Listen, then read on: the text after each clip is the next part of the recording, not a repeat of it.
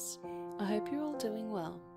Welcome back to Storytime with Mama Bear and more Aesop's Fables. Tonight I have with me Shadow Gear Audio. This young man is new in the ASMR community but is already making a big name for himself.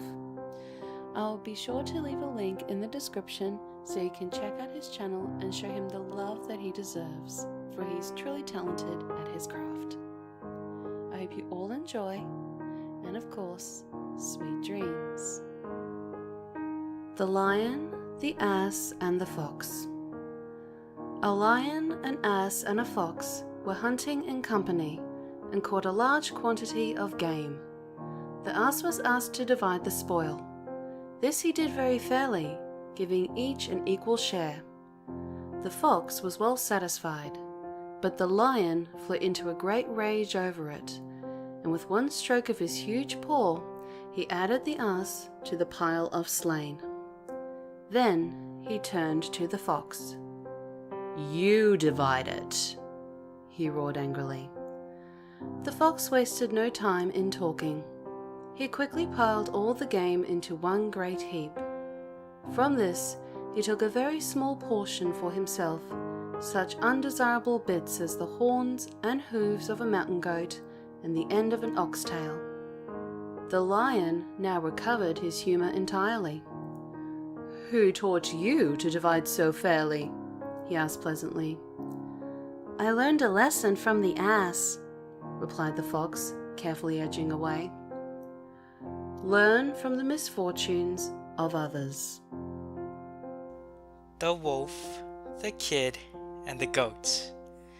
Mother Goat was going to market one morning to get provisions for her household, which consisted of but one little kid and herself.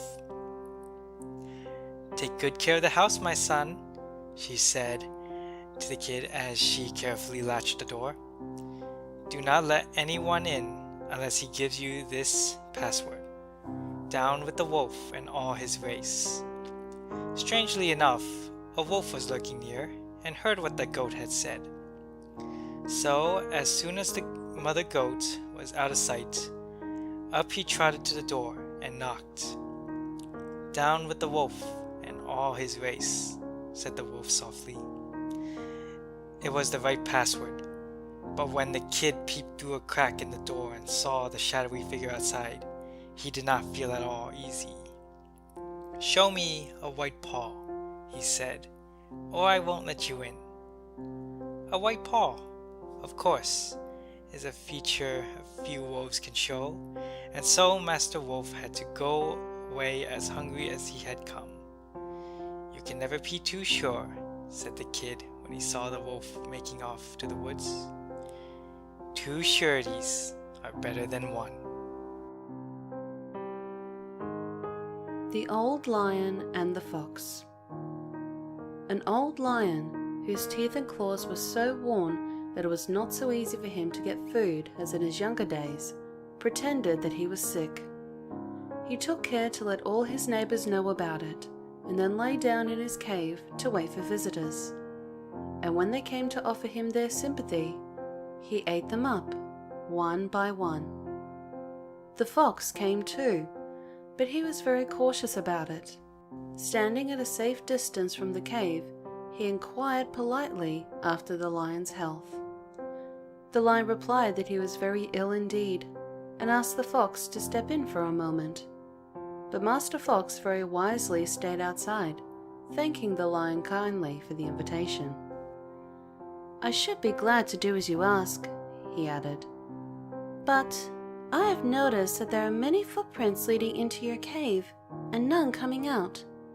Pray tell me, how do your visitors find their way out again?" Take warning from the misfortunes of others. The Fighting Cocks and the Eagle. Once there were two cocks living in the same farmyard who could not bear the sight of each other. At last, one day, they flew up to fight it out. Beak and claw, they fought until one of them was beaten and crawled off to a corner to hide. The cock that had won the battle flew to the top of the hen house, and proudly, flapping his wings, crowed with all his might to tell the world about his victory. But an eagle, circling overhead, heard the boasting chanticleer, and, swooping down, carried him off to his nest.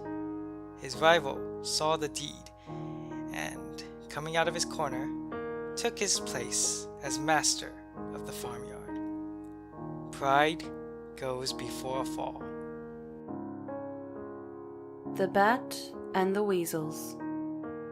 A bat blundered into the nest of a weasel, who ran up to catch and eat him. The bat begged for his life, but the weasel would not listen. "You are a mouse," he said, "and I am a sworn enemy of mice. Every mouse I catch, I am going to eat." "But I am not a mouse," cried the bat. "Look at my wings. Can mice fly? Why, I'm only a bird. Please let me go." The weasel had to admit that the bat was not a mouse, so he let him go. But a few days later, the foolish bat went blindly into the nest of another weasel. This weasel happened to be a bitter enemy of birds, and he soon had the bat under his claws, ready to eat him. "You are a bird," he said, "and I'm going to eat you." "What?"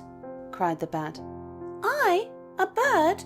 Why, all birds have feathers. I'm nothing but a mouse. Down with all cats is my motto." And so the bat escaped with his life a second time. Set your sails with the wind. The sick stag. A stag had fallen sick. He had just strength enough to gather some food and find a quiet clearing in the woods, where he lay down to wait until his strength should return. The animals heard about the stag's illness and came to ask after his health. Of course, they were all hungry and helped themselves freely to the stag's food. And, as you would expect, the stag soon starved to death. Goodwill is worth nothing unless it is accompanied by good acts. And so, another wonderful series of Storytime with Mama Bear comes to an end. I would like to thank every single one of the wonderful content creators that have lent their wonderful voices and brought this wonderful series of stories to life. I would also like to thank every single one of you wonderful little cubs for taking the time to listen to these wonderful stories. And yes, alas, all good things must come to an end, but do not fear, for I have another story series in mind for the next segment of Storytime with Mama Bear. I shall be reading from the Brothers Grimm, so I hope you're all prepared for some more wonderful stories and even more wonderful sweet dreams. Again, thank you all so much for your love and support. Until next time, sweet dreams.